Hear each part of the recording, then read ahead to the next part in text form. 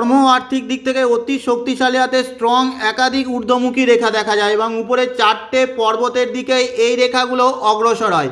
যেমন দেখুন এই হাতে বৃহস্পতি পর্বতের দিকে দুটো স্ট্রং ঊর্ধ্বমুখী রেখা যাচ্ছে।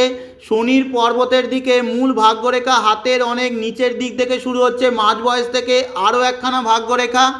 এছাড়াও শনির পর্বতে স্বতন্ত্র উলম্ব রেখা, যাকে স্থায়ী ধনরেখা বলা হয়, চন্দ্র পর্বত থেকে মূল লাক লাইন রয়েছে। রবিতে রয়েছে নির্দোষ রবি রেখা, মঙ্গল পর্বত থেকে আরও একখানা রেখা রবির দিকে যাচ্ছে, যাকে পূর্ব পূর্ণ রেখাও বলা হয়।